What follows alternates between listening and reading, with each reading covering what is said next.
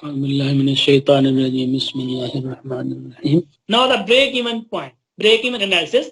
The break-even point for a good occurs when total revenue is equal to the total cost. Total revenue is equal to the total cost. Break-even point होता है. Work example है जी. Total revenue is equal to total cost. ये break-even point है. Now ji, the total revenue and total cost functions are given as follows.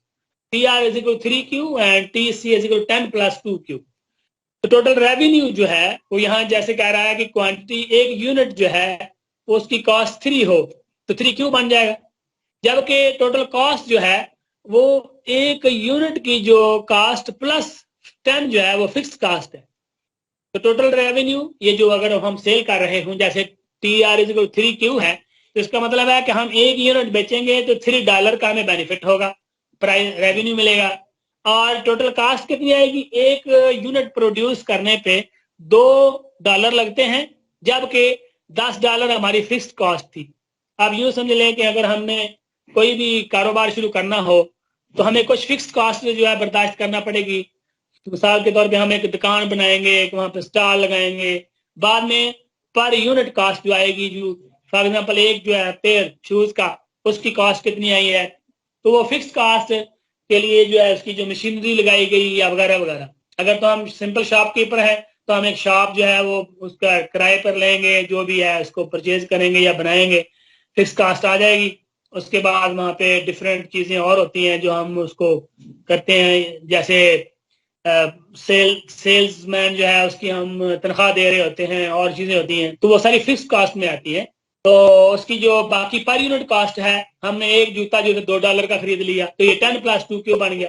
अब हम आगे बेच रहे हैं तो एक जूता $3 का बेच रहे हैं तो 3Q.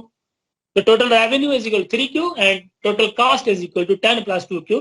Calculate the equilibrium quantity algebraically and graphically at the break even point.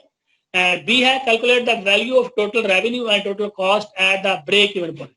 break even point पर हमारी total cost और total revenue उसकी वैल्यू क्या है. नंबर 1 है जी break even point is algebraically equilibrium quantity, उसको जी पहले आप फाइंड करें जी. तो इक्विलिब्रियम कहाँ पे आएगा? Break even point is algebraically solved by equating total revenue and total cost. तो total revenue is equal to total cost. तो 3Q is equal to 10 plus 2Q. तो हम यहां से हमने Q की वैल्यू फाइंड कर ली, वो आ गई 10. लेफ्ट वाला राइट वाला 2Q को लेफ्ट पे ले गया, 3Q minus 2Q वो 1Q रह गया और राइट पे 10 रह गया. तो equilibrium quantity at the break even point is Q is equal to 10. This is illustrated in figure 3.10. अच्छा, अब वो कह रहा है दूसरी बात उसने जो की है, यहाँ पे इसको देख भी लेते हैं जी. ब्रेक इवन पॉइंट पे क्वांटिटी 10 आ रही है और प्राइस जो है वो भी the value of total revenue and total cost at the break-even point is calculated by substituting Q is equal to 10 into the respective revenue and cost functions. Total revenue हमारे पास था 3Q is equal to 3 into 10 आ गया 30 and total cost है जी 10 plus 2Q, तो ये भी आ गया 30. तो at Q is equal to 10, TR is equal to TC is equal to 30. तो दोनों टोटल रेवेन्यू भी 30 है, टोटल कॉस्ट भी 30 है. तो ये ब्रेक इवन पॉइंट पे इसकी जो टोटल कॉस्ट आएगी और टोटल रेवेन्यू आएगा वो बराबर होगा. तो अगर हम 10 यूनिट्स सेल करें तो ये उस पे हमारी $30 कॉस्ट आई थी और $30 ही हमने रेवेन्यू जनरेट किया. तो ये है ब्रेक इवन पॉइंट. तो अब ब्रेक इवन पॉइंट से ऊपर हम 10 यूनिट से आगे जो भी चीज बेचेंगे, 10 की भी अगर 12 पे चले जाएंगे तो हम ब्रेक इवन पॉइंट से ऊपर निकल गए. अब वो जो नेक्स्ट होगा वो सारे का सारा हमारा प्रॉफिट में जाएगा. यानी कि जो भी हम इससे आगे निकलेंगे ब्रेक इवन पॉइंट पे तो वो है कि हमने जितना खर्चा किया था उतनी हमारी बचत, उतना हमारी आमदनी आ गई. अब हमें कोई नुकसान नहीं हुआ. अब इससे ऊपर हम जितना भी जाएंगे तो वो एडिशनल हमें जो मिलता जाएगा, जैसे 2Q कास्ट थी पर यूनिट, अब हम 3Q हमें मिल रहे होंगे. $2 कास्ट थी, $3 मिल रहे होंगे. तो जितने अब नए हमारे यूनिट्स सेल होंगे उतने ही हमारा जो है वो डॉलर्स बढ़ते जाएंगे. नाउ जी प्रोग्रेस एक्सरसाइज 3.3 है equilibrium and break even. The following demand and supply functions for a safari holiday package are demand function है Q is equal to this and Q is equal to this supply function की calculate the equilibrium price and quantity algebraically and graphically. Graph the supply and demand function showing the equilibrium. उसके बाद ये है C question 1. The government imposes a tax of $120. Write down the equation of the supply function adjusted for tax.